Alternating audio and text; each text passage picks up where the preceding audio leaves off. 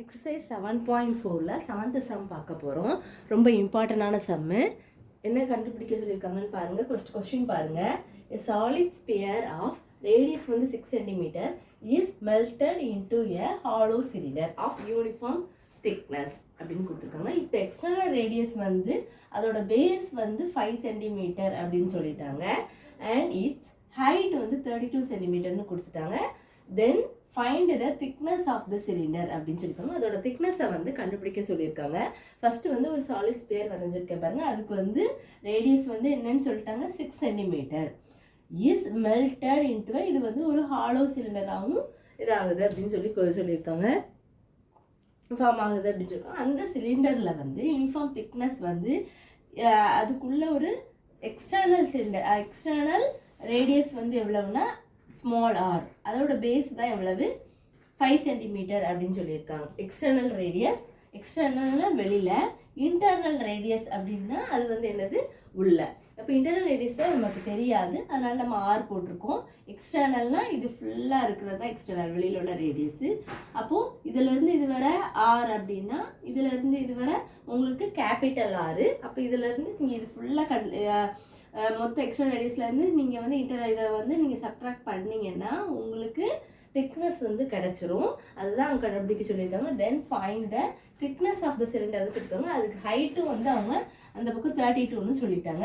இப்போ நம்ம நெக்ஸ்ட் வந்து அவங்க மெல்டட்னு கொடுத்துட்டாங்க. ரெண்டு வால்யூமும், ஸ்பியரோட வால்யூமும் ஹாலோ சிலிண்டரோட இது வந்து ஈக்குவலாக இருக்கும். மெல்டட்னு வந்துட்டாலே நம்ம ஈக்குவல் தான். வால்யூம் ஆஃப் சாலிட் ஸ்பியர் ஃபார்முலாவும் போடுங்க, வால்யூம் ஆஃப் ஹாலோ சிலிண்டரோட ஃபார்முலாவும் போட்டு ரெண்டும் உங்களுக்கு வந்து ஈக்குவல். அப்போ ஈக்குவல் போட்டு ஃபார்முலா போட்டு நீங்கள் சப்ஸ்டியூட் பண்ணிட்டு வந்தீங்கன்னா ஈஸியாக ஆன்சர் வந்துடும்.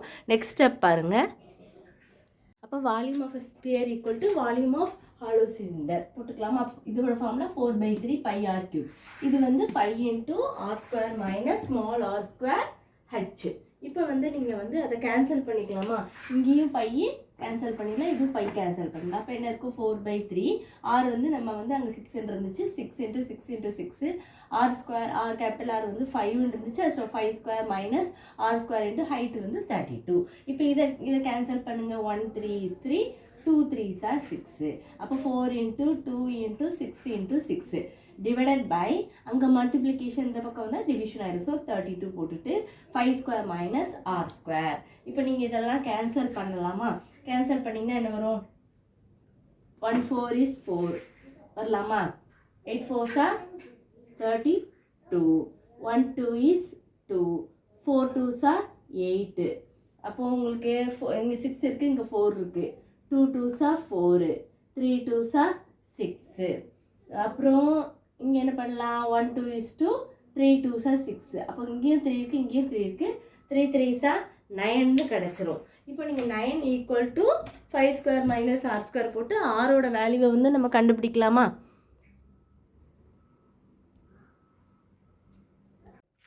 Nine which is equal to 5² minus r². 9 which is equal to 5² என்னது 25 minus r². இப்போ நமக்கு r வேணும்னாலும் இது இந்த பக்கம் அப்படி கொண்டு வாங்க, 9 அந்த பக்கம் கொண்டு போயிருங்க. அப்போ அந்த ஸ்டெப் தான் எழுதியிருக்கேன். 25 minus r² equal to 9.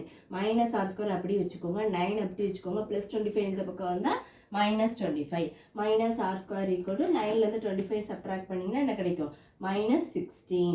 இப்போ r² equal to minus minus cancel ஆகிட்டு 16 எப்படி எழுதலாம், 4² எழுதலாமா? அப்போது பவர் சேமாக இருக்குது. அப்போ அதை விட்டுட்டு ஆரோட வேல்யூவை மட்டும் நம்ம எடுத்துக்கலாம். ஆர் வந்து இது 4 cm. இப்போ நம்மளுக்கு திக்னஸ் வந்து இது ஸ்மால் ஆர் தான். திக்னஸ் வந்து எப்படி கண்டுபிடிக்க சொல்லியிருக்காங்க, capital R minus small R. Capital R அவங்களுக்கு கொடுத்துருந்தாங்க 5 மைனஸ் ஸ்மால் ஆர் கண்டுபிடிச்சிட்டோமா 4. 5லேருந்து 4 சப்ட்ராக்ட் பண்ணிங்கன்னா உங்களுக்கு என்ன கிடச்சிரும், 1 தான் திக்னஸ் வந்து என்ன ஆன்சர் 1 cm கிடச்சிருக்கு. இவ்வளோதான் அந்த சம். வேறு எதாவது டவுட்ஸ் இருந்தால் கண்டிப்பாக கேளுங்க ஸ்டூடெண்ட்ஸ், போட்டு பாருங்கள். வேறு ஏதாவது சாப்டர்லேயோ இல்லை வேறு எந்த ஸ்டாண்டர்ட்லனாலும் டவுட்ஸ் இருந்தாலும் நீங்கள் கேளுங்க, மெயிலில் அனுப்புங்க, நீங்கள் கமெண்ட்லனாலும் கேளுங்க. கண்டிப்பாக அந்த வீடியோவை நான் போட்டுருவேன் ஸ்டூடெண்ட்ஸ். தேங்க்யூ.